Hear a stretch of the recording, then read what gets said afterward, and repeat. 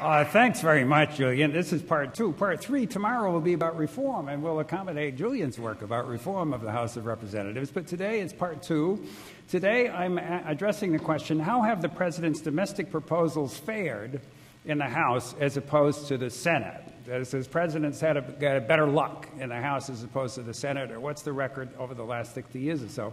I use as a data set the one that I talked about yesterday. That is 184 presidential domestic proposals since 1949. There's the 15 presidencies since 1949, domestic presidential proposals that the presidents were really interested in during the first halves of those terms, like Bush with his tax cut in 01 and Obama now with his stimulus, though my data set doesn't carry through Obama. The other data set I have from last time, I want to mention this because some people weren't here last time, is this one. It's about the 3 electoral universes, national of the U.S. There's the presidency's universe, the Senate's universe, and the House's universe. And my pitch there was that the differences among these electoral bases, looked at from a standpoint of Democrat versus Republican, are really not very great. As on average over time, this is about, suitably measured, I'm not going to go into it, a little bit of a Republican tilt in the House, 1.1%, a little bit of a Republican tilt vis-a-vis the national popular electoral vote, Gore v. Bush and all that in the Senate, about 1.3%, vanishingly small. The difference between the houses, the House and the Senate, between the houses and how they deviate, and the deviations are small anyway, from the national popular vote electoral percentage are vanishingly small. The House versus the Senate. Today it's House v. Senate. And what should the vanishingly small difference between the partisan poising of the House as opposed to the Senate predict? Well, here's a pitch. If in the U.S., this is a little bit counterfactual, if all policy conflict in the U.S. were partisan, that is Democrat versus Republican, which it's not, though almost all of it is that. Some is not. Civil rights didn't used to be that, but most of it is partisan. And if there are no other procedural sources of dissonant behavior in the system, like the filibuster and all that. That's not true either. There is some nonpartisan conflict, and there are dissonant sources. But if there weren't any of these things, then we would expect, using the argument I made yesterday and brought forth today, the 2 chambers not to deviate from each other in the way they treat presidential proposals. The response rates when presidents send things, those ought to be roughly identical. Presidents should have about as good luck in the House as in the Senate, given these premises and these counterfactuals I've set up. Maybe a little bit of difference, but a trivial difference. Is near symmetry across the 2 houses in this sense would prevail. Symmetry would be the default, so to speak, or close to symmetry, and success by the presidents would be the default. Now, what I do today, I address and I got some charts, and if I don't finish what I've got today, it's not going to be disaster because I might have a little slack in what I'm doing next time. Anyway, but I'll try to get through what I'm doing today. I'll do the best I can, but it has some charts, and I'm going to make a number of points. I address a couple of questions to the data set having to do with the presidential proposals. Is the mic working back there okay? We doing all right? All right. One of them, has either chamber, that is the House or the Senate, disproportionately favored the presidents of either particular party? That is, disproportionately, have Republicans had better luck in the House or Democrats better luck in the Senate, that sort of thing? The answer over the long haul, the 60 years, is no. Certainly the answer is no. The second question is, have presidents, regardless of party, just look at White House occupants, presidents, have they run into more trouble in one house as opposed to the other? And the answer there is, well, a little more trouble in the Senate, but really not that much. It's not as much as you might suppose. Now, the Senate has a bit of an edge in obstruction. Remember those civil rights bills and such, but not too much. As over the long haul, as it happens, history has not departed all that far from the positive default of House versus Senate symmetry here.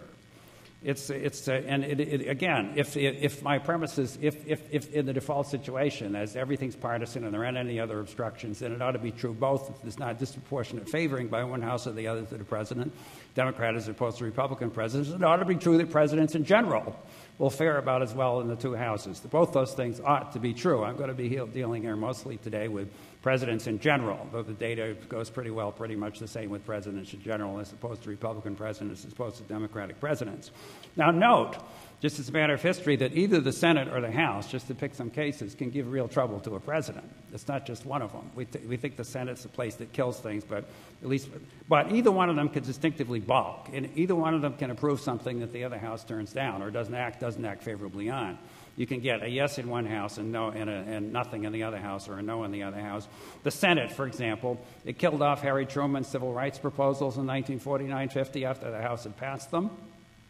Carter had much better luck in the House with his energy plan in 1977-78 than he had in the Senate. He finally got a bill passed. He got it passed, but still, he wanted the House bill, and the Senate bill wasn't what he wanted at all. Bush couldn't get his Alaska drilling, you'll remember, through the Senate during his 8 years in the White House. He desperately wanted to drill up there, and they wouldn't do it. They got it through the House, but he couldn't get it through the Senate. On the other hand, Jack Kennedy, aid to education, went through the Senate, and the House killed it. Carter, hospital cost containment, it went through the Senate, and the House killed it. Bush 43, the father, Bush 41, that is, the father, he got pretty much what he wanted in the way of his big deficit reduction plan mega deal in 1990 in the Senate, and the House killed the plan for a while, and then it came back in a fashion that was more friendly to the Democrats because the House Republicans under Gingrich just stiff-armed the White House. There's an instance of the Senate favoring the presidency and the House disfavoring it disproportionately, that 1990 instance.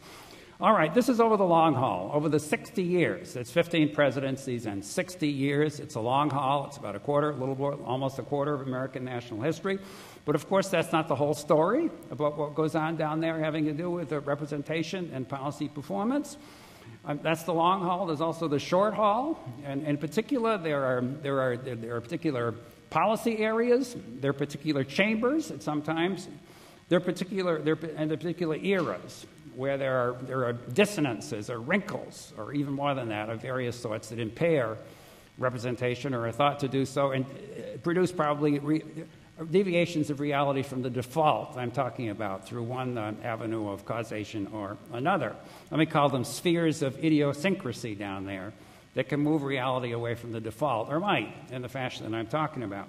And political scientists, let it be said, have done very well with these spheres of idiosyncrasy. That's largely the way we make our living when we study Congress. We write about what's wrong with the American system, spheres of idiosyncrasy, the filibuster, the terrible Rules Committee, and all that. Mostly that, or chiefly anyway, or largely, or at least in a large degree, that's what you write about. And I think political scientists are really very good at that. They're also good at talking about how idiosyncrasies are gotten rid of, as in the case of Julian Sellers's work. Now, if there are idiosyncrasies, I'm going to talk about them. Let me put a chart on the board for openers. This is a general chart, general chart for today, an outline of this talk, which carries it down almost to the. Again, the chart doesn't rotate. I've got that problem. So let's put it down just a little bit more. I'm going to put this on and take it off. Look at it a little bit if you want to. If there are idiosyncrasies, then why the near symmetry in the fashion that I'm talking about it? A Senate versus a different symmetry now I'm going to get to between the House and the Senate. And that is to say, it's just not the case that one House has been an awful lot more obstructive than the other House, one chamber than the other in responding to the president. And I think in general, this is still prefatory remarks, it's a kind of canceling out effect over 60 years or so. That is certain procedural anomalies that might have tilted one House or the other toward policy outlier behavior that is more conservative than the other institutions or more liberal than the other institutions during the 60 years. Certain procedural anomalies have either canceled each other out, or they favored the White House, or let's say some of them have favored the White House or have favored the two presidential parties impartially, or in some cases these anomalies have come and gone. They have a time on the stage, then they've gone, or haven't gone yet in some cases, but haven't had a really long time on the stage. An ancillary feature, I think, which will come out, will bleed out of the analysis I'm going to make of about the last 60 years, is that generally speaking, majoritarianism, there's majority rule, floor majorities, ruled by floor majorities, has prevailed more than we might have thought over the last 60 years. At this level of White House-driven politics, I mean, White House-driven politics is not a fair sample of all politics, I don't think. The presidents can intrude, the cameras are there, the newscasters are there. It's very, very, very, very contentious, very open, a lot of forces going at once. At this level of politics, majoritarianism in Congress has largely prevailed more than we think it has in both houses. And this has probably helped along this House versus Senate near symmetry in the fashion I'm talking about symmetry here. There's neither house that's been the big killer on average over the time, although not in all cases has majoritarianism helped out the presidency. There I won't be able to go into that in much detail. Here's what I want to do. I want to use, let's put the bottom of the list on just to show what's of the chart, just to show what is there. Here's what I want to do today. I start with the 184 presidential proposals from last time. Again, Truman through Bush 43 in his second term, the first 2 years. I start with 184. Today I'm not going to bother with talking about ones that were core ideological ones. I'm also not going to talk about weighting them. I'm going to take them as they are, 184. Now, as it happens, in 74 of those cases, the presidents lost. That is, they didn't get what they wanted. That is, in about a third of the cases, they got about, well, a little more than a third of the cases, they didn't get it. For some reason, they didn't get it. As I told you yesterday, in about 61% of the cases, they did get it, but the rest of the cases, almost 40%, they didn't get them. Now, in those cases where they didn't get it, there are 27 instances where one house said yes and the other house said no, or rather didn't do anything. One house said yes, approved it, but the other house didn't approve it. I'm not claiming that the other house rejected it, it's just that the other house didn't approve it. That's a pretty objective thing to look at, as you can tell whether one house approves something and the other doesn't. There's not an awful lot of judgment, not a lot of judgment that goes into. Well, there's one that's got an asterisk on it, but there's not an awful lot of judgment. Let me put a chart up. This is going to go by in a hurry. I'll put it in, but I'll let you take a look at it and then scroll it down a little bit after you've looked at the top half of it.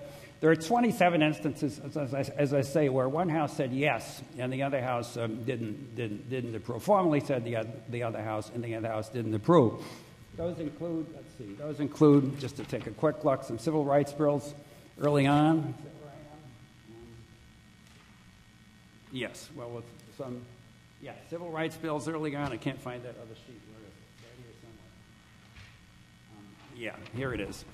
It's federal aid to education under Truman and so forth. The list goes on. You can see I give which house was the one that was blocked, the house that blocked. The house that blocked in each case, I give the proposal very briefly, give the president, and give the Congress.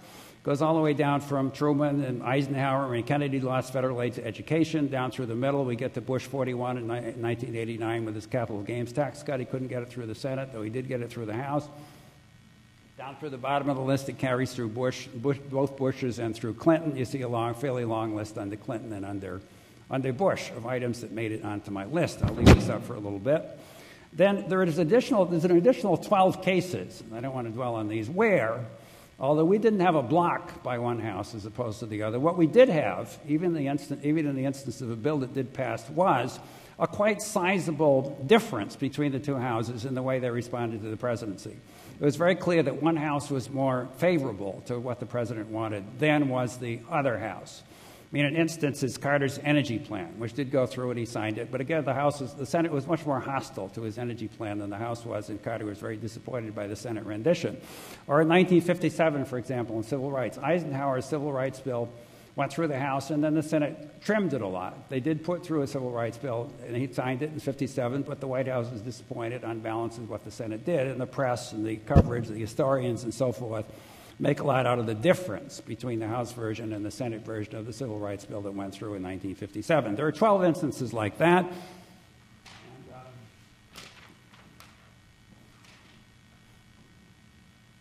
There's more judgment in making this up, but I think there are plausible designations here. This gives a MIDI data set of 39 instances, the 27 plus the 12, in which there was considerable difference between the House and the Senate and the favorability that they expressed toward the president when the president sent these things up.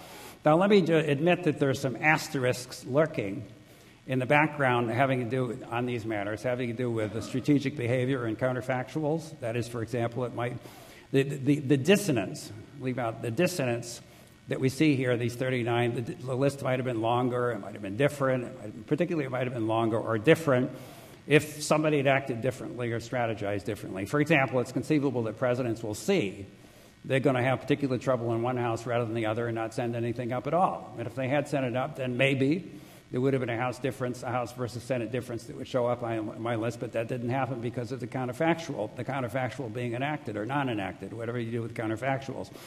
There's very little of this in history. A nice thing about American history at this level is you can see what the strategies were. You can on the Hill as well as in the presidency. It's all there. I mean, there's a little bit of this. It's probably a small single digits kind of thing. There's one clear instance of this, Kennedy sending up a civil rights bill, or not sending up one in 1961, as it happens, though he did send up one in 1962. It's also possible that one house may hold off passing something if it sees the other house might kill it. Because why do it? Why bother? Why spend the time and energy on it? That also, on the evidence, a serious inspection of counterfactuals is a small single digits kind of thing, if not more than one or three or four kinds of. I found four promising instances, three of which went one way and one the other way. There's also at the background the possibility that since the House is the first mover on money bills, you see, taxes and tariffs and transfers, that we're looking at more Senate kill than we might otherwise have or we're looking at something that's fishy because the Senate goes and the Senate might not have a chance to chip in because it might have, and so forth. But I think also on the counterfactuals, that's a low single digits kind of thing. No more than about 3 instances would pop up on a list if history would be revised to get rid of the single mover. A lot of historical revision possibly would be needed. Anyway, I think the counterfactuals here in the background are a bit spooky, or rather are spooks. I'm convinced in dealing at this level of politics that if you want to talk about strategies, you ought to see if they're documented. Just don't pull them out of the air. Go look and see what people say about what the calculations were, what the strategies were. Now, the general, just to put this down to the bottom, take a little bit of a look at it.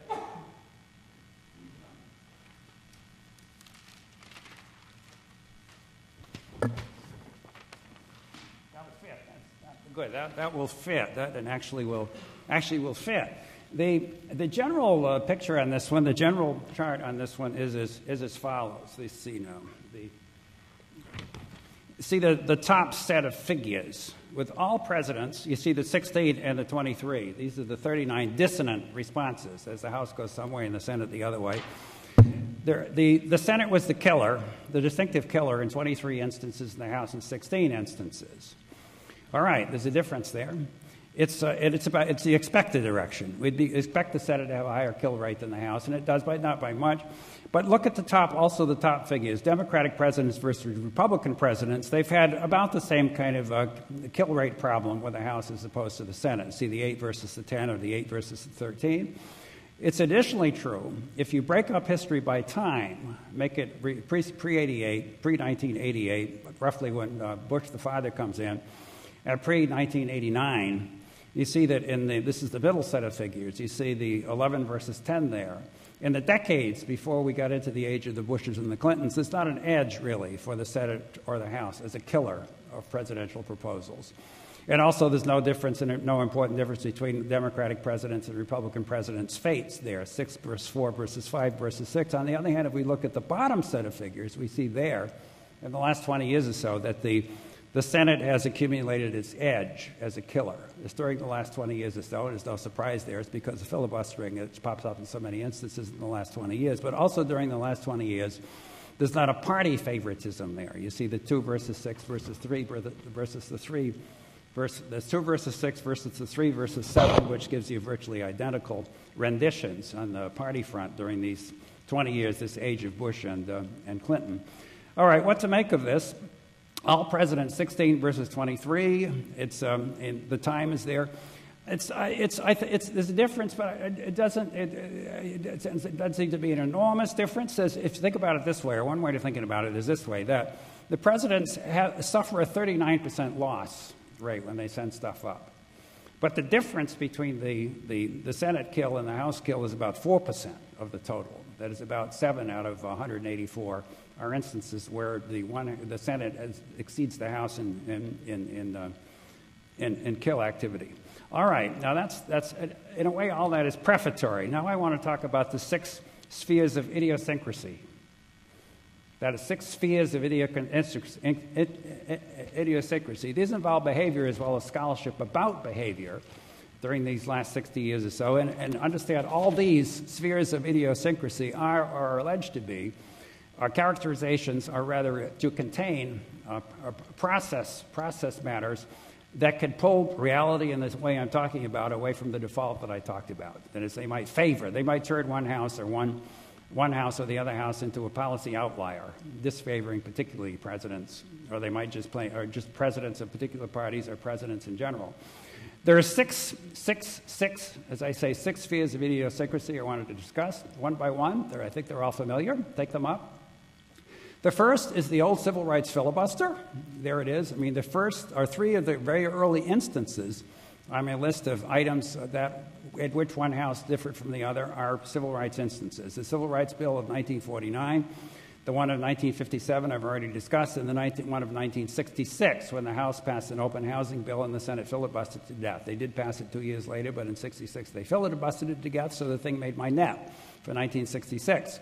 Note that civil rights was back then a largely cross-partisan issue, not partisan, and so you can see how presidents in general might be disfavored by the Senate rather than presidents of any particular party disfavored by the Senate on civil rights matters, and indeed they were.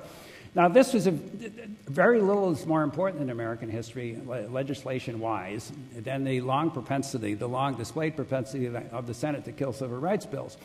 When the House was being favorable toward them. I mean, there are instances going back to 1890, going through 1968, of a dozen or so civil rights bills being passed by the House and then not acted on favorably by the Senate, or acted on in a trimmed-down fashion, as in 1957 by the Senate. Some 12, whether or not they're in the first halves of terms or whether presidents propose them. In short, my three instances are looked at in a larger sense, instances of a larger data set of civil rights bill kills, and we know that. Nothing is better known about American legislative history. But I want to say about this as a theoretical matter, as well as an historical and empirical matter, I do think that these civil rights kills belong on their own island. They deserve a particular kind of theoretical treatment. My take on it all, and there's a recent writing by Kathy Baum which makes this theoretical case, is that what we saw in the old civil rights bill era was an instance of extreme intensity differential in the Senate. That is, the Dixiecrat whites in the South were really against these bills, and the Northerners were kind of relaxed in supporting them, which meant that for decades, you get the Northerners folding. The Southerners would come on, they'd start bloviating, and the Northerners would fold, either because the comfort levels went down, as if they had to stay up all night in the Senate trying to get the Southerners into line, or else, probably more importantly, they'd give up agenda space to turn to some agenda that they wanted to deal with. Those economic issues, much more important than civil rights bills, let the Southerners bloviate for 2 days and then bring on a resolution turning to some issue we're really interested in, the Northern senators commonly said over these decades. So what we had in the civil rights case was a kind of an interaction effect. That is, an interaction between the cloture rule, which allowed filibustering and needed 2/3 in those days to shut down really intense people who wanted to talk, and on the other hand, an intensity differential across the lines in the Senate. And that juxtaposition on an important issue was very rare back in those days. It's still rare for that matter, but probably that's an assessment or a characterization of what was going on with those old civil rights causes that failed in the Senate. That there is the sphere of idiosyncrasy number one, all right? And it shows up in 3 of my instances of bills killed or trimmed by the Senate. Of the 39 instances, 3 are civil rights bills that meet the specifications I just talked about. They were all early in 1949, 1957, and 1966. All right, that's number one. The second sphere of idiosyncrasy I want to talk about is going back a fair ways in history, after all, back to 1949, beyond the historical memory of a lot of people here. I see, though some of us do remember it, Fred and I at least remember it, Fred Greenstein at least remember these things, is the old conservative House establishment. Maybe we should put this, no, I guess we don't need to put it up exactly right now. So a sphere of idiosyncrasy. The old conservative House establishment of the late 30s, the 1940s, and the 1950s.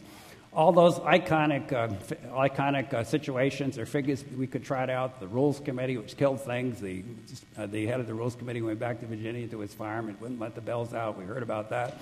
The committee barons, who were hostile to the floor majorities and to the presidency. The seniority system, which allowed the Dixies to strut and get what they wanted. Through the 1930s and the late 1960s, we remember that. This era also, the 1930s through the 1960s, was much written about once, some of us will remember this, under the title, "Why is the Senate More Liberal Than the House?" There was several, it was good writing of that time. Why is the Senate more liberal than the House? Not in civil rights. I mean, spectacularly, that was not the case in civil rights. But you get outside civil rights where the intensity differential operated, and that was an operative question for a few decades there. And this phenomenon of the conservative House establishment, or I should say rather the conservatism of the phenomenon of House conservatism, the House being a conservative outlier among the three elective institutions, it butts its way into my data set.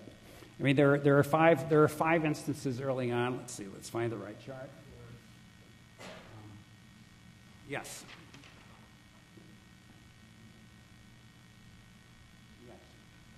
This is cases under Eisenhower, Truman, and this I'm going to tell you a little more what's here in a moment.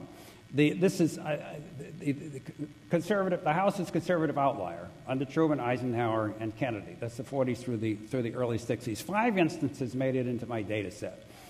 Aid to Education in 1949 by Truman, Aid to Education in 1961 under Kennedy, Public Housing in 1954, the House wouldn't give it, the Senate voted it, Eisenhower wanted it, College Scholarships in 1958 under the NDEA, Eisenhower wanted it, the Senate gave it, the House wouldn't do it, the minimum wage under Kennedy, which caused a big flap, the House being distinctly more hostile to what Kennedy wanted on the minimum wage front, the Senate gave it, the House was recalcitrant.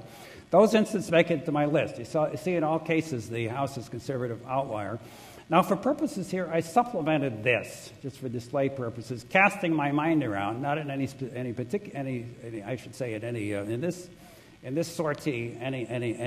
systematic way, to other major legislative ventures of the 40s, 50s, and early 60s that seem to match, that fit into this set of the House being conservative outlier. And I came up with 5. I didn't find any, by the way. I just don't know of any outside civil rights where the Senate was the conservative outlier during these decades. But I put 4 more onto the list here. And the list, you scroll it down, you can see all 10 that I put onto this list from Truman through Kennedy. There are a couple of public housing bills before 1948. I found these up. These came up into my memory screen. And there's good literature about them. Massive public housing bills in 1946 and 1947, 48, a couple of them that Truman wanted, and the Senate passed, and the House killed. The Employment Act of 1946, which created the CEA, the Senate version was much more liberal. Truman wanted it, the House trimmed it down and gave him something that he signed but wasn't crazy about. In 1947, the Taft-Hartley Act, which is the now regnant post-Wagner Act charter governing labor, the House bill was much nastier to the labor unions than the Senate bill was. The Senator Taft's version was a good deal more friendly to the unions than was Congressman Hartley's version in the House. The same thing was true later in 1959 under late Eisenhower, the other major labor enactment of these times, the Landrum-Griffin Act, where again the House was much more nastier to the unions than the Senate was. Eisenhower passed it. In that case, actually, Eisenhower favored the more conservative instrument. These other 9 of these 10 instances, the president, even if it was Eisenhower, was on the liberal side. Okay. Now, see, there it is. It's a very impressive list during those decades, 40s, 50s, and 60s, of the House as conservative outlier. Again, in most cases, leave aside Landrum-Griffin, the president and the Senate on one side, and the House conservative not giving them what they wanted. But the question arises, how much was this due to structure? That is to say, how much was all this the case? These 10 deviations, put it that way for the moment. How much do these owe to the fact that floor majorities in the House were not getting what they wanted? That is, how much is it the case that it was committee barons or the seniority system or the Rules Committee or something that was thwarting floor majorities from getting what they wanted? Now, this is a counterfactuals question. You have to look seriously at what the counterfactuals are or probably were. My answer is not very often. That is, in 8 instances, the floor majorities were not there. It's not just the case of committee barons or the Rules Committee or something. In only 2 cases, probably the public housing bills at 45, 46, and 47, 48, were the floor majorities there. I think it's probably true that the liberals were complaining about the wrong thing when they were thinking about. Now, it's not entirely an erroneous or a feckless complaint, but the idea that during these decades it was a problem of minority rule in the House, the thwarting of floor majorities, is probably largely mistaken. It's just not true. It's just not there. At federal education in 1949, it's not there. Federal age education in 1961, I could go through the list. I mean, I looked at it, and I just don't think it's true. That is the second sphere of idiosyncrasy. All right. Now I want to go on to the third one. There's a brief pause here, and we'll go on. This, again, I'm looking at things that are representational in nature, that bear on representation, and then it might deviate one or the other two houses in the sense I'm talking about to being a policy outlier. The third thing I want to talk about is the sphere of idiosyncrasy, is the old house districting universe. That is, we know about this. That is before the 1960s districting revolution brought about by the Supreme Court. There it is. 1930s, 40s, 50s. In the mid-60s, we get the districting revolution, which shakes up the system, the universe of house districts in a big way. That is, there are a lot of you probably know this. If you've been around a while, you know it. You probably know it anyway. There were states out there where some house districts were as much as 4 or 5 times as big in population as other districts within the same state. That is there it was. The same was true of the state legislatures. The Supreme Court jumped into the act, and they revolutionized the districting systems of the state legislatures and of the U.S. House, though, of course, not the U.S. Senate in the mid-1960s. And the effects of the court activities played out by 1970 or so. It was gradual, but by 1970, they pretty much played out. I personally think that the ruralness of the House, put it that way, or the rural, and it wasn't randomly that cities and rural areas were underrepresented in some fashion, randomly, before the districting revolution. It was rural, small-town areas in the country that were overrepresented in the House. I'll show you that in a moment. I personally think that this is probably that the pre-districting revolution set of districts in the House was more important, making the House a policy outlier during that time, than was anything to do with the lack of majoritarianism within the House, speaking structurally or procedurally. Let me put this up. Yeah, this is a chart. This at least thought-provoking, I think. What I did was to go through for several decades here the House, the Senate, and the presidency as representational universes, okay, and play the same game with medians that I played earlier. Remember, with the vote. That is, you can see for the whole country, for every census. What have I got here? I've got the proportion rural in the whole country for each census, and then the proportion rural in the median House district. When you take all the House districts, 435, and array them to the most urban to the most rural. Look at the ruralness of the median House district.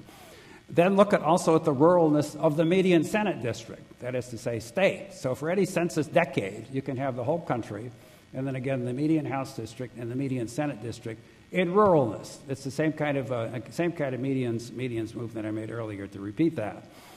All right, on the chart, I think that, note that, I'm going to talk about the Senate in a minute, but notice the House. The House, if I can find the other one. Yeah. Note that the House, the total USA is the diamonds, or rather, yeah, the diamonds. Total USA, there it is. The median House district is the squares. And notice that before the 1970s, the median House district is way up there in rural territory compared with the whole country. And by the 1970s, I couldn't get data for the 80s. There's a revolutionary change in House positioning on this chart by the 1970s, as after the districts draw in 1972 plus. There's the House transmutes itself, if you look at its median, into being more urban than the whole country, whereas it had been substantially more rural than the whole country earlier. Now, my guess is that change made a distinctive change in the policy outlier propensity of the House. It just did. And I can't prove it. Helping along the argument is what I said earlier, that I just don't see the anti-majoritarian flavor to the House during those decades being very important, which induces me to stack more explanatory likelihood onto the districting explanation, which, by the way, The districting explanation has been written about in a different fashion, recently by Steve Van Soliver and some others, and they make a very nice case that down in the state legislatures, Alan Gerber has done this too, there was policy consequence of this redrawing of the lines. Yes, so, and notice that a lot of the proposals that were killed by the House as an outlier in the 40s, 50s, and 60s had to do with urbanness. That is, those public housing bills in 1947 and 48, for example, public housing in 1954. It seems to keep coming up. Yes, but now an embarrassment to this argument, after all, is the Senate on this chart. Take a look at it. After all, the Senate, through all these census eras, shows up, after all, as the most rural of the three institutions. It's on top. It's always more rural than the House and median, and more rural than the whole country. There's no question about it. Substantially more rural than the whole country. Look at the right-hand side of the chart, how much the House deviates to the urban side and how much the Senate still deviates to the rural side. Well, it's a mystery, and this is a question that was taken up by those folks back then that wrote these articles about why is the Senate more liberal than the House. They wondered about this. How can this be true, given that the Senate, after all, is so rural an instrument in its median? Well, it seems to be, and I don't know the answer, but here are three possibilities, of which here are three possibilities. One, this is the one that was most commonly harped on by the explainers of yore as they tried to deal with this. It was that, after all, Senate districts are more heterogeneous.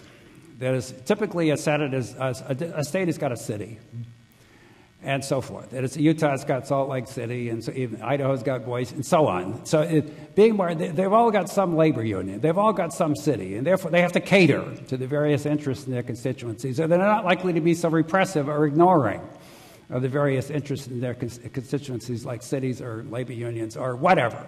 And maybe that's true. I really don't know. I haven't seen it tested out. It was asserted widely in the 1960s, 70s, and 80s, and maybe it is true. I have a little bit of doubt about it. I mean, it seems to me that an awful lot of politics is zero-sum rather than pluralistic, or I could put my load onto the wagon too kind of politics. And, labor versus management is pretty tough stuff. So is urban versus rural, pretty tough stuff. And you might think that zero-sum would kind of cancel out the jazziness, this argument about the heterogeneity of the Senate districts. Another argument is this one, and it may be non-trivially important or helpful for anyone trying to figure this out. An awful lot of senators want to be president.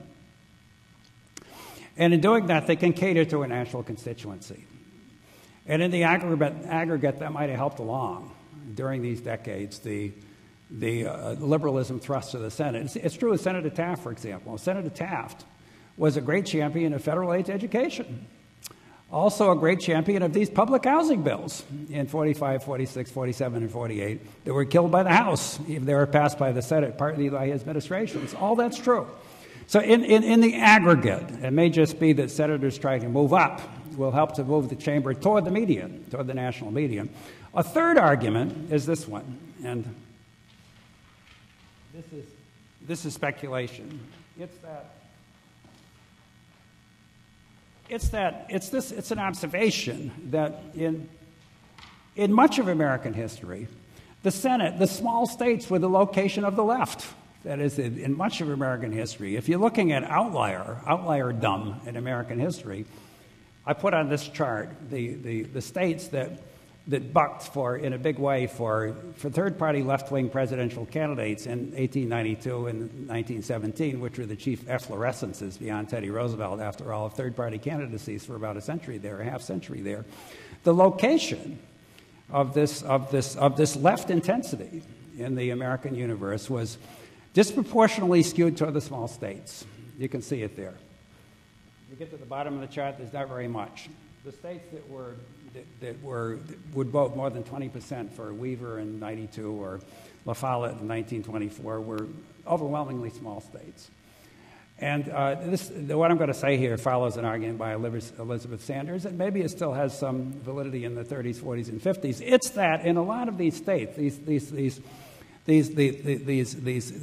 peripheral states, the economies with railroads and mines and agriculture and so forth, Farmer labor coalitions were forged back in the early 20th century that operated in third parties or in primaries, often in Republican primaries, Democratic primaries, as well as in November elections, brought us people like Wild Bill Langer of North Dakota, the Republican of the 40s, 50s, and 60s, for example, and possibly a kind of small state radicalism carried on in its coalitional base into the Senate sufficiently into the 30s, 40s, and 50s to help move that institution toward the national median, away from where a ruralism prediction would put it. Anyway, all that speculation. The fourth sphere of idiosyncrasy is this one. It's this, and I don't have any charts on this one, but I have to handle it in somewhat abbreviated fashion. It is the idea of House procedural anti-majoritarianism in general. That is, it takes us beyond the old conservative establishment House of Judge Smith days in the 1940s, 50s, and 60s to a more general idea of procedural anti-majoritarianism in the House, which carries forth in some theorizing, for example, about the committees by Weingarten and Marshall, about the party caucuses or party majorities by Cox and McCubbins and others. And it's an interesting question. How much has House procedural anti-majoritarianism of various sorts plagued presidents during the whole 60 years, beyond just the early years I talked about there in the old days of old Judge Smith of Virginia? Were floor majorities thwarted very much? And it's a separate ancillary question whether, if they were thwarted, did presidents suffer from their being thwarted? It's not an obvious answer in every case. My impression, I've looked through an awful lot of counterfactuals, and again, there's a lot of transparency. You could see what pretty well what was happening. I think over these 60 years, surprisingly little do you find House floor majorities being thwarted by various kinds of anti-majoritarian combines. Take, for example, let me say something about committees. I mean, one regnant pulse of theorizing out there is that committees in specialty areas like dams and pork barrel, public works, agriculture can put together deals that put across deals that might not be favored by House majority, floor majority, but somehow they can do it by bargaining with each other or general cross-committee log-rolling arrangements that allow special interests centered in committees to get what they want and such. Well, there are not an awful lot of legislative proposals in my 184 that are that much tied to specialty assertions like pork barrel and such. But it's interesting, there are 7 agricultural proposals. Of the 184, 7 are agriculture proposals sent up by presidents. Serious stuff they apparently seriously wanted. In all 7 cases, in every one of those 7 cases, there was no procedural barrier to testing the president's plans on the full House floor. It's simply not true.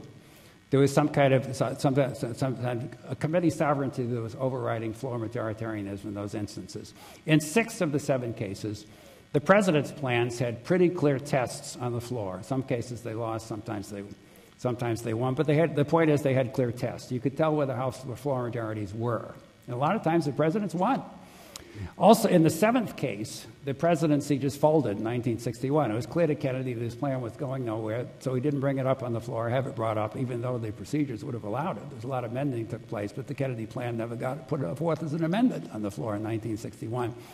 Presidents sometimes can assert themselves or have assert themselves in agriculture and got what they wanted. Eisenhower was a tiger at this. And first, both in 1954, 53, 54, and 1957, he put his foot down. He got what he wanted out of the House on Agriculture. They hated it in the House, giving him what he wanted. The House Agriculture Committee in particular hated it, but he managed to squeeze out of the floor majorities in the House what he did want.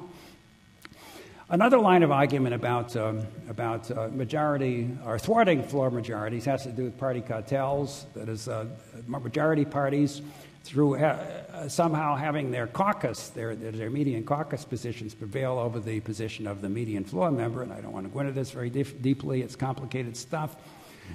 But I would say this, I've looked through, again, the counterfactuals or the factuals over the 60 years, and there's virtually no evidence that I can see for parties getting what they wanted if they didn't have a majority on the floor, put it that way. Majority parties getting what they wanted, getting the position of the majority party caucus on the floor if there were not floor majorities there for it. there's also the matter of majority parties blocking things the presidents might want. President of a different party, or for that matter of the same party, president might want something. Can House floor majorities block what presidents want? Well, yes, they can. I think the most powerful argument out of Cox and McCubbins is this: that as defensive teams, the House majority parties are pretty good, pretty effective, and I don't have any quarrel with that. However, if you look at the list I put together over these 60 years, particularly the last 30, 40 years or so, look at the instances where presidents managed to roll House majority parties. The spectacular instances are Reagan on his tax cut in 1981, forced it through a Democratic House. Reagan on his expenditure cuts in 1981, that's Erda and Obra, and Clinton on NAFTA in 1993, got it through on Republican votes. The Democrats wouldn't buy it in the House in 1993, even though the Democrats controlled the House. And that's very powerful medicine. And I can imagine neoliberals of a Reagan or a Margaret Thatcher stripe saying about 1900, looking back over the previous 20 years, you give me Erda and you give me Obra and you give me NAFTA, and you can have the rest. Those are very important items, after all. They shaped the politics of the last couple of decades, and all these three instances were rolls. Like, for example, to take a very recent instance, Bush's, in the second half of his term, this last term is funding of Iraq, this FISA fix. There's another instance of presidents getting what they want, even though House majority parties didn't want to give it. Again, over the 60 years, there's, and this my fourth sphere of idiosyncrasy here, there's a pretty good pattern of majoritarianism in the House, pretty good pattern of it, although the majority parties as defensive teams have got a good deal of force. All right, sphere of idiosyncrasy number 5, there's a brief pause there, which has to do with the Senate filibuster in general.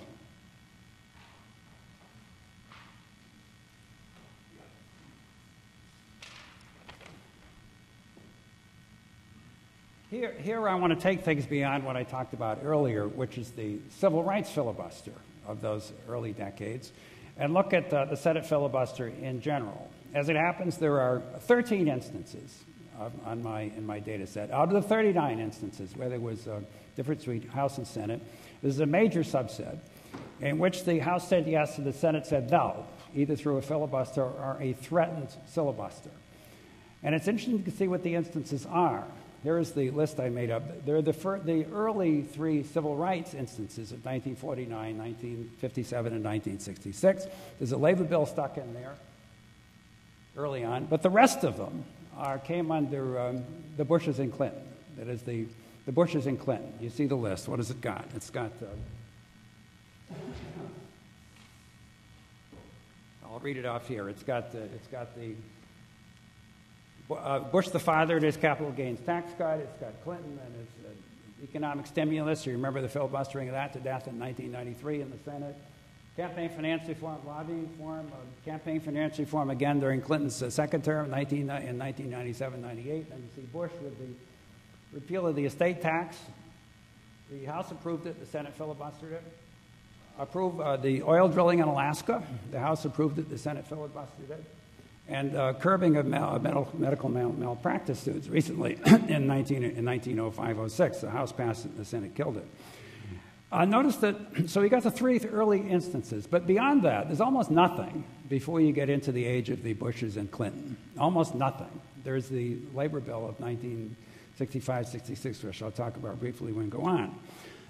Before 1988, civil rights aside, or roughly 1988, it's not one clear breakpoint, what was going on there? Well, one thing that was going on is that presidents sometimes were getting their bills through under the cloture barrier. Here's a list I made up. This has got the 7 instances come to light. Again, these are major presidential wishes out there. They're also, in all cases, contentious. That you can go to Congressional Quarterly Almanac and read about the fighting about these 7 instances during those times. And they all got, and back in those times, by the way, before the 1970s, the cloture requirement was 2/3, which means it was 64 before the new states came in, and 67 after the Alaska and Hawaii came in. You needed more than 60. You needed 2/3 in the Senate back in those days. In all these instances, these bills passed the Senate with fewer than 2/3 of the votes in the Senate. Where is the filibuster? Where is it? Where is the filibuster? And it's none of these are trivial matters, these bills. These housing bills are not trivial. Finally, some of these housing bills did pass, notably under Johnson. They put HUD on the books also, the urban department.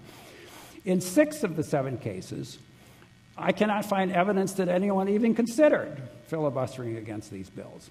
Now, it's not feckless to look for such evidence. You find on enterprises like this, Congressional Quarterly Almanac, putting together 15 or 20-page spreads telling you not only what the behavior is, but what the calculations were. And actually, one of them, the 7th instance, which is Tidelands Oil, there's vast evidence of filibuster activity. That they lost. I mean, the thing went through, even though it was vast filibustering, it went through with under 2/3, even though it was vast filibustering by the liberals. There was a custom, or one of the tropes of those days, as 50s, 60s, and 70s, was that the left in the Senate, the anti-capitalist left, would often weigh in with filibuster activity, even though they didn't have many people. But they just hated some of these things, like giving over the tidelands to the states in 1953, or building the supersonic transport in 1970. There's a lot of that. The left would get up and filibuster. Usually they lost. They would do it. There's no problem seeing what they're trying to do. They're trying to get out there and make a case and just halt things. So it's really not difficult to find evidence of calculations to filibuster or actual filibuster behavior during those days, and it's simply lacking in 6 of these 7 cases. So we take the 60 bar. We read the papers and we know that it's true, or we think that it's true, that you need 60 votes to pass something these days, budgets aside. And we think that kind of barrier is written there sort of like the laws of the Medes and the Persians. But it's not. It's a development of the last 20 years that there's a kind of automaticity to this barrier blocking of presidential proposals or any other proposals that come up. It's quite interesting. So the bottom line here is that over the long run, leaving aside the very serious matter of the civil rights filibusters and the blockades of the last 20 years in the age of the Bushes and Clinton, over the long haul, the Senate has surprisingly been rather more majoritarian in dealing with presidential proposals than one might suppose. Okay, I got only one more, and it's a brief one, so I think I can make it without most of you walking out on me. It's the sixth sphere of idiosyncrasy. It's this one. It's the idea, blame the Senate. Now, this is an argument found often among journalists and other writers, not so often among political scientists, but somewhere there. Some instances are Hendrik Hertzberg in The New Yorker, Michael Lind in his writing, Robert Caro in his books about Johnson. What you'll find there commonly is a picture of the Senate as an institution, as a high distinctive barrier to domestic liberalism. It's out there. It's out there. You've probably heard this. You've seen it. If you read The New Yorker, you read it. If you read Caro's books, you see it. I would say there's a fairly prominent idea out there somewhere in public affairs that the Senate is a distinctive barrier, has been, and a high one to domestic liberal policymaking. Certainly that was true with civil rights bills for a long time. There's no question about it. However, otherwise, it's just plain largely false, it seems to me, over this 60-year period. I don't think it's there with civil rights after 1968. In fact, in the 1970 Civil Rights Bill, the Senate was a liberal policy outlier compared with the House and the Nixon administration in 1970, as I read the history of that. It's not there regarding the cities in the long term. I mean, look at these public housing bills back in the 50s and 40s, 50s, and 60s. It's just not true. The Senate was the killer. It wasn't true with aid to education and isn't. I don't believe it's true with national health insurance. And the proposals by Truman, by Eisenhower, by Nixon, by Clinton, I just do not believe that the Senate was the killer in those instances implicitly or in fact. It's not been true with the tariff, I don't think. Maybe it was back 100 years ago, but in these decades it doesn't seem to be. It's not true with the minimum wage. At least I haven't anybody say plausibly that it's true. It's not true with energy. It is true that we do have those senators with big spaces with a lot of coal in the ground out there. That's true. And it is true that the senators gave conservative trouble to Carter on his energy plan and to Clinton on his BTU tax in 1993. It's also true that it was distinctively the Senate that killed Bush 43's energy plans during the last 8 years and stopped the White House from drilling in Alaska after the House had passed it. Labor management relations is the most interesting case for the Senate being distinctively a policy outlier vis-a-vis some presidents in the House on the conservative side.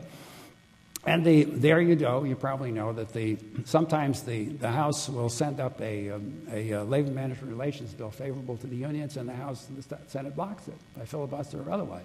It happened in 1965. It happened in 1978. It happened in 1994. It happened in 2007. It may happen again this year. There's a story in the paper this morning, front page of the Wall Street Journal. It's possible.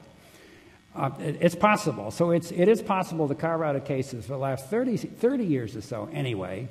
The Senate is distinctively a policy outlier on the labor management relations front, but we do have to realize that if you go back over 80 years or so, the case is more balanced. That is, the Wagner Act itself came out of the Senate.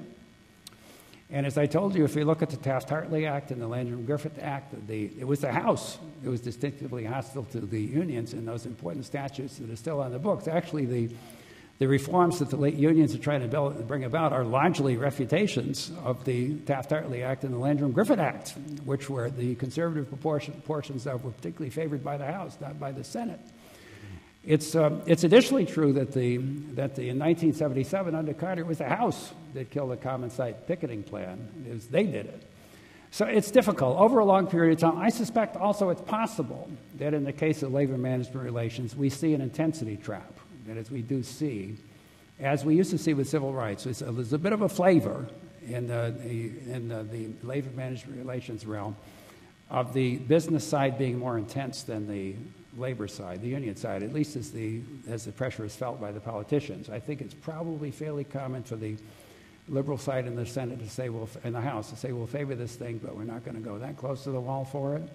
Whereas the business side can be ferocious on these labor management relations things. And maybe that's a part of the story with labor management relations also. But over the long haul, generally speaking, the Senate doesn't deserve the label pinned on it by authors like Hertzberg, Caro, and Lind. And I think for the reason, or at least for one reason, that all else aside, the default argument about party positioning on the electoral basis is there. That is, there's no shortage of left-wing senators and hasn't been for a century. Now, over the long haul, these various spheres of idiosyncrasy, to sum up, have either played a lesser role than we believed, or many have believed, or else they've largely canceled themselves out. Or the House tilting sometimes this way, the Senate sometimes that way, or else they have come and gone, and so the House versus Senate default position has been not all that, or fairly closely approximated in the figures I put forward for you today. Now, of course, these spheres of idiosyncrasy have been important, and that's why we've dwelt on them. The public and the political scientists have dwelt on them, the civil rights filibuster, and so forth, all the way down. The districting difficulties of the 50s and 60s, they've all been there. But there's a sense also in which they've been corrigible. And I'm going to make a case next time that, dwelling on these idiosyncrasies and some others that might have affected or did affect representation, that corrigibility is a built-in property of the American system. That is, reform drives to make over the institutions or procedures in the fashion of making over the House and reforming it, as Julian Zellers has written about. That's it.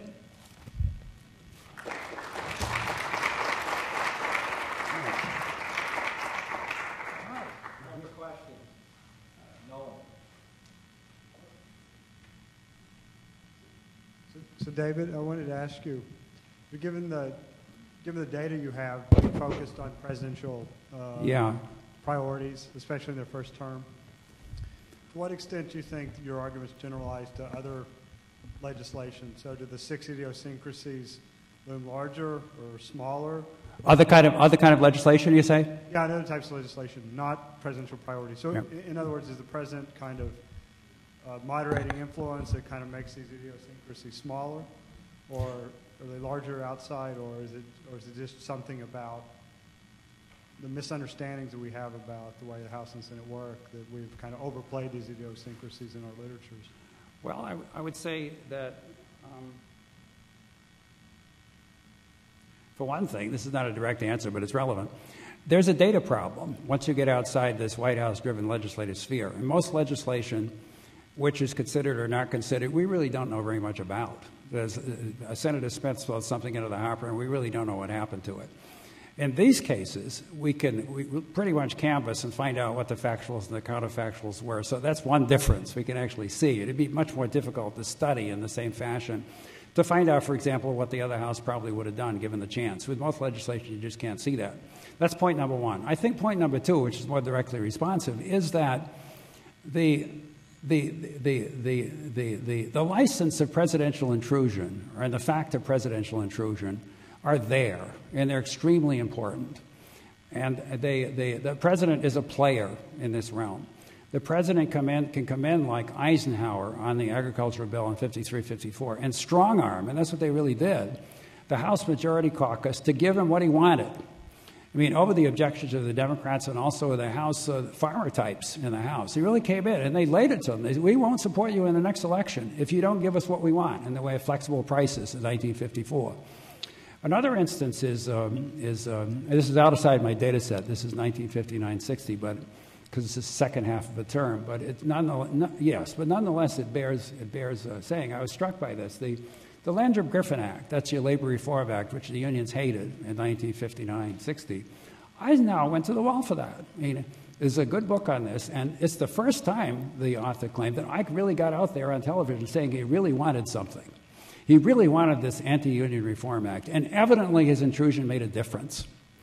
I would say in agriculture, which I talked about, it was just very difficult for the House Agricultural Committee to stop up things in a fashion which would thwart the White House from getting a test of its ideas on the floor. Somehow, however, they would do it. One way, Eisenhower, you get the Senate to pass something, and then use that to bludgeon the House. That sometimes is a White House tactic. That wouldn't happen with lesser bills so much. I think that with less, I don't really want to say lesser, but let's say an awful lot of other legislation or legislative enterprise is lesser in most senses we want to agree to. There, I think it makes a lot more sense to look at the House or at the Senate as a containerized institution and just study it as it is. I mean, look at it as institutions as being dictative, and there being regularities come about because their institutions and procedures can be dictative. But I'm impressed by the way that presidents can be resourceful in overcoming procedural difficulties to get tests or to get results in the Congress. Reagan's another instance with his tax cut. You just go to the hustings. Now, sometimes it doesn't work to do that. I mean, Clinton and his health planning went out there, and by April of '94, there's a poll having it that 2/3 of people thought they'd be worse off if the plan passed. That was deadly for voting in the House, after all, but they've got the license to go out there and try to convince people. Certainly Obama knows that. It's hard to keep him in D.C. He was out there talking about his stimulus plan. That's very important.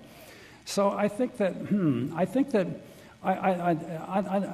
to put this a little bit, I do think, though, that if you're trying to study legislative behavior, to study the House or the Senate as a containerized body has limits, because so much that's important in the American legislative sphere is relational and does involve the presidency and the Senate and the House all at once. All that's there.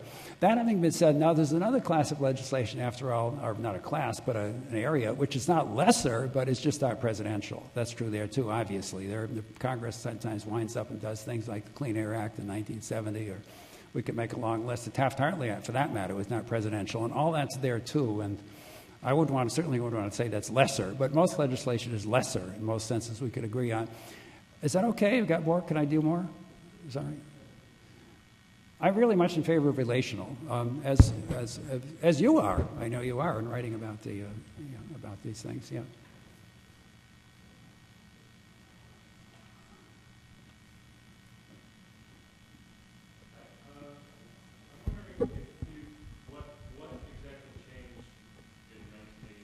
Yeah. Yeah. Yeah. Well, look, having to do with the filibuster. Is that what you mean? Yeah. Well, first of all, by the technique I'm using, the dating is very difficult because Reagan sent out almost nothing in his second term, so it's very difficult to say. He sent out the Bork nomination in '87, which perhaps relevant to a discussion here. But sometime in the '80s, middle or late '80s, I would guess. Now, One answer is, I mean, I've read about this. It's not as I've ever read about this at books and articles and CQ and blah, blah, blah. I don't see a laid-down explanation out there for what happened. First of all, I really do think that something happened. We've got to know that something happened, or we've got to know there's a difference in the way the Congress is handling things that came about in the 80s. If we don't know that, we should know it. So therefore, the question of what came about, and the question of why what came about is got to be there too. Now, I think you could make a case having to do with idiosyncrasy. I mean, a Holds pattern comes in and certain customs set in. It's sort of like David Hume. History is kind of an accretion of small events adding up to big patterns and so forth. You can do that. Maybe that's true. It's also possible, some people say that I guess, I probably know less about this than other people in the audience. It's that Mike Mansfield earlier, going along with a plan which allowed the Senate to do most it wanted to do, even if it let some items be filibustered by implication, just even without people having to filibuster, made it much easier for stuff to get killed off by the threat of filibuster. And Mike, that's way back a few decades, but some people say the full implications of what Mansfield up to weren't worked out until the 80s. Some people say that. There's also the possibility that polarization set in. But we all talk about polarization in the American system, and it's not clear what it is or how to measure it or when it happened or whether it happened with a juncture or more gradually. But maybe it did, and maybe we've sailed into a period of higher polarization in American politics. It's very difficult to measure. I don't think roll calls can do it. I think probably you have to use public opinion somehow to get into whatever you might want to see there in increasing polarization of the system. The argument would be this, that if polarization, just leave it out there as a long noun, and as a common sense interpretation of what might have happened in American politics, the fighting, the Bork fighting and the impeaching of Clinton, blah, blah, blah, the whole thing, the horrors of fraud in Iraq, the whole business, the intensity of claim and of conflict and so forth, ideological combat that's there. That's what I'm talking about. Some people say that's no, I'm sure it's new. I'm not really sure there's more polarization now than there was under Nixon, let's say. But leave that aside for a moment. Maybe there is. It's possible that a polarization brings about or plays into the Senate filibuster cloture rule system by inducing another intensity effect, a different kind of intensity effect. That is, if you get your two sides very intense toward each other, then maybe they'll do this kind of thing to each other. And it's possible that 40 years ago or 30 or 50 or 60, by some cosmic yardstick, I don't know exactly how you'd calibrate it or where you'd find it, the two sides, in fact, were less intense against each other and therefore didn't want to do this kind of thing to each other. That's possible. It's possible. It's possible, yeah. I'm going to talk about this filibuster a little bit next time. I think that in a nutshell, I guess, let me add a nutshell. I'll say a little more about it. I do think that in the way we accept, it's astonishing the way we accept the idea that the 60, except for budgets, is a bar to doing things in the Senate. Everybody seems to think it's been there forever. It hasn't been there forever. As a matter of practice, it hasn't been there forever. As a matter of automaticity, the way they're doing it, it just hasn't been there. I do think that there's a fragility to it. I think that it could be wiped out pretty quickly if somebody wanted to, a lot of them wanted to do it. I think if one of the parties were seriously disadvantaged for a while in its policy aims by the use of the cloture rule to block things, then a party could find a way to do away with it. That almost happened with the Republicans in whenever it was, 04 or 05, with their judges. You see how close they came to wiping out, at least for judicial appointments. They couldn't do it. They couldn't get the 51 evidently to change the rules, and they'd get some judges as a side payment, or rather as a payment, as they didn't do it. But I think a fact of recent times is that a fact of recent times, and a non-trivial political fact, is that the parties have been basically impartially afflicted by the filibuster. So they can see that well, maybe we could stand it, but they'll have to stand it too, and our stuff that's getting killed is about as important as their stuff is getting killed, and in either cases, the budgets are protected. So they live with it, and for a lot of reasons we get into, having to House senators are reluctant to give up this privilege. We know that too. There are arguments out there. So that's it. The best I can do on that front. It's interesting. I think it's an under-asked and under-answered question.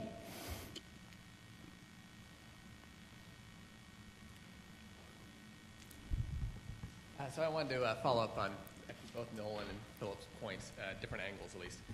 Nolan's point, a different angle there, would be if we were to take the president out, we'd look at legislation. What is that again? Take the president out? Well, so if we look at, by having the president there, you have one house acting, right? Does that hide other idiosyncrasies?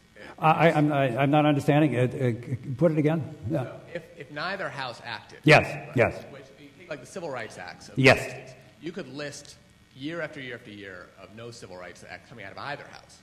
And what? No Civil Rights Act That's right. coming out of either house. And though they're not on your charts because you're waiting for the year where there's one Civil Rights Act, or one house is acting. So if you have a year where neither house acts. Right? Are you asking about civil rights since during my time span since the war? The question I'm asking on this one is there an idiosyncrasy that is being hidden, which is committees that are hiding bills coming out? The fact that one house Civil rights bills? Well, civil rights bills would be a good example. The fact that one house acts forces things out of committee, makes it harder for committees to hide legislation. No, it's not being hidden. I mean, if the president sends something over, and whatever he sends over falls with a thud in both places, and nobody does anything, that's a datum. That happens to a lot of bills. It happened to Bush's Social Security privatization plan. It never made it out of committee, either place. It's a datum that he lost. Neither house did anything. But with civil rights, I don't think that's been common since World War II. They usually, when a president sent something over, indeed possibly not uniformly, but nearly so, a president sent something over, one of the houses has acted on it, I think pretty routinely. Now, before World War II, I don't think any president sent over a civil rights legislative proposal between Benjamin Harrison and Harry Truman. That doesn't mean they weren't. Excuse me again? That doesn't mean that they weren't thinking about it. Well, of course, an awful lot of people think about a lot of things, and in fact, that's quite right. But what kind of priority are they giving to it? But there are idiosyncrasies within the houses that they are paying attention to. Well, in civil rights, they were. You can document, as I said earlier, it's not difficult to document these things that some presidents will have seen that one of the institutions would give them a difficult problem, and therefore they hold off. Kennedy did that with civil rights in '61. Roosevelt did it probably with civil rights in a few instances starting in the late 30s, or a couple of instances through the 40s. He wouldn't do FEPC through law because it wouldn't have worked, so he did it through executive order. Yeah, Roosevelt was thinking about it, but look, it was not a high priority for Roosevelt. I mean, he had to think about a lot of stuff. You also have to think about agenda space when you're dealing with the Senate. And he did. I mean, Roosevelt saw, he sends over a civil rights bill. It's going to take time, and he really wasn't that interested. I mean, all presidents have to make priorities. It wasn't a high priority for Roosevelt, civil rights bills. It just wasn't. Was it? No. It wasn't. All right, let me then get to the second one, which is about the modern era idiosyncrasies. About what? Possible new idiosyncrasies in the modern era. Yeah, good. That's a good idea. Philip brought up the filibuster. Excuse me again? The filibuster was brought up by Philip. And it seems like there are a couple questions I wanted to ask about that. I mean, one, is the punchline there just party unity? Or is the punchline there something which you've written about before, divided government? Where is divided government in this modern era? What was the first thing you said before divided government? Party unity. Oh, I see. Strengthening the two parties. Well, I've skated beyond those two items here in this analysis. Now, other things will independently be true, having to do with lawmaking. One of them might have something to do with whether you've got unified or divided party control. But I didn't want to do that here. I wanted to get past that. I just wanted to get past that. And I just could put it in a container and get past it. And there it is. The other one being party unity. Well, yeah, that'll come up and it'll go down, and maybe that'll be important, and it's difficult to say. Yeah, sure, that'll have some effect. That'll have it here and there now and then. It'll have some effect. In fact, it may have a general effect. But that would be a different study. Like in some combination of divided party control and party unity, it would be a different study, I think. In fact, we've done it. So, it's there. I wanted to get outside it. And if you're dealing with the Congress, one thing you can think about is party. Another thing you can think about is constituency. And I wanted to dwell on constituency in this enterprise, as with the medians across the institutions having to do with constituency. Well, it is party. It's party breaking the constituency, but it's flavor of constituency.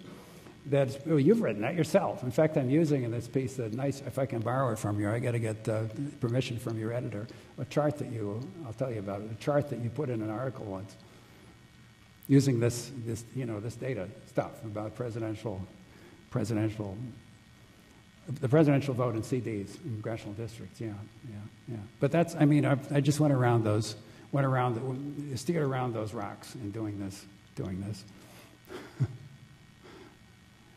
Dave, you bring to mind a lot of ancient readings that I thought had disappeared from my consciousness, and one is a curious book called The Legislative Struggle by a man named Bertram Gross, a book which is half about party reform, and but half of it is very much micro-concerned about fine strategies of one kind or another, and I seem to remember Gross discussing the question of which house you would initiate policy given, and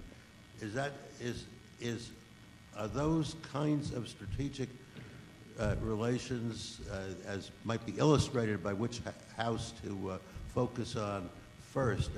Is that part of what you brought forth in this analysis, since you're making us think about the relational nature of the legislative? Do you mean, are you talking specifically about which house initiates? Is that, yeah? Or which house, say a strategic group, perhaps in the White House, overlapping the White House, and including lobbyists, might choose to move on in order to get momentum. I have not dwelt on that specifically. I haven't, in fact, at all. What house might be chosen to go? I guess I would think calculations and strategies will be there, and they will. You could play it either way. It might be you want to go for the easier house first, or you don't. You want to go for the. I don't know. I ought to look at the Bertrand Gross. I haven't looked at that in a while. My attitude toward initiation is that, or my view, or cursory, off the quick view, is that in money bills, after all, the House does have a first mover prerogative, and that's about, of the 74 bills that are losses, I think I found 28 were money bills, tariff transfers or taxes, and there you might expect the House would go first. But I'm really impressed by the fact that the Senate chips in anyway. The Senate very often just doesn't sit there while the House does nothing. You can't shut up those senators. Even where first mover operates, in principle, the Senate will chime in often. They do. Not always, but often they do it. And otherwise, outside the money bill area, I assume that whatever it's tactical, either House says there's equal opportunity assertion, either House or Senate. And I guess I would think that it's a matter of choice, tactics, calculation, or for that matter, the fancies of senators or House members. Sometimes it's the fancies of these people, it seems. The senators in particular, you know how senators have fancies that will be dictative. By the way, back with those old literatures, one book I came back on and got a lot out of was James McGregor Burns' book, Congress on Trial, which was published in 1949. And you and I had read that a long time ago. But I'd forgotten how good it is. I hadn't realized how smart an analysis that is how much if this is a very precursors, what other people have written about Congress since then. It's really very smartly, as a theoretical work, put together. It's quite interesting. I recommend going back and taking a look at that. So this is on the last point, or the last idiosyncrasy. I've always thought that part of the reason that people like Caro and Hertzberg are trying to paint this picture of the Senate as a tradition-bound conservative body is because they've read the Federalist Papers, and the founders intended it to be a more tradition-bound body that was less responsive to swings in public opinion. So the first institution they set up to make that happen, the indirect election, obviously isn't operative anymore, but the second institution, the longer terms of service and sort of the longer time horizons that senators deal with, is still. So does that still play a role, if not in making the Senate a generally more conservative body and maybe some of these other idiosyncrasies? I would think that it plays less of a role than they thought that it would back in 1787 or 1789. I'm impressed by the following, that by the switchability and partisan balance of the Senate. Since the 17th Amendment went on the books in 1913, every time the House has switched party control, the Senate has done so simultaneously.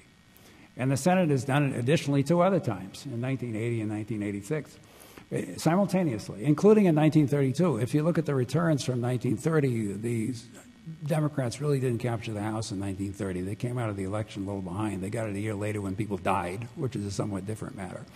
So you get the 1932 as your switch point. And that tells you something, that in party election terms, there's not a lag there. Now, there used to be a lag there in the 19th century. We can see more of a lag there, I think, in the late 19th century. But not only did they switch over the Senate party-wise, so I just don't see the Senate as specifically a lag institution. Now, they might be more traditional in other ways. You might expect them to lag behind in policy terms because of, if it's 6 years and because only a third of them are up and so forth. You might expect that. I think it's. I think beyond that, the proportion of the seats up that can switch in a Senate election all at once is really out of sight. I mean, take this last election. Well, we get 6 seats go over in this election if we count. No, 8 Senate seats if we count Coleman, which may happen. Isn't that right? 8 seats went over. Is that where we are for the 08 election? That's out of about 33 seats. About a third of the Senate is up. Put that in House terms, and you'd have to have about 102 House seats go over. Of House seats up, which never happens. It hasn't happened since 1894. I mean, the switchability is stunning. And also against the Senate has just been a lag body. I did this calculation a while ago. If you look at October 08, before the election, because things got a little messy then with appointments and such, October in 08, if you ask the question, and this has got some asterisks on the answer, these things can happen, of the 100 senators serving in October 08, how many, when they first took their seat, succeeded a member of the other party? When they first took their seats, succeeded a member of the other party who had been elected a member of that party. I mean, randomness would give you 50. The fact is 55.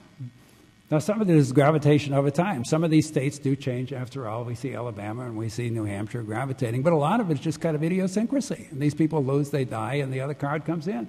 It's really quite remarkable. I mean, a figure for the House wouldn't be so high. It would be down maybe about 40%, maybe somewhere in the 30s. I once calculated that. So the Senate as a lag body, I don't see it. And often in American history, the Senate is going to be an initiative body rather than a lag body, as with the Wagner Act in 1935. It's an initiative body, not a lag body. Be an interesting thing to look at, I haven't done this, to see whether over a century you get, in the sense I'm trying to use the term, the Senate or the House. After all, I'm doing presidential initiatives, not with, which of the houses is more of a, so to speak, initiative body, okay? I mean, back in 1787, 89, they expected the U.S. House to be that, without any question. It's going to be that. I think without any question. You'd have to go back and take a look. But I think probably that's what they would have said in 1787, 1789, the Federalists. But for the last century, I'm not at all sure that's true, that the House is more of the, so to speak, we'd have to figure out exactly what we mean by it, initiative body, I think. Is up. So please join me in thanking. All right.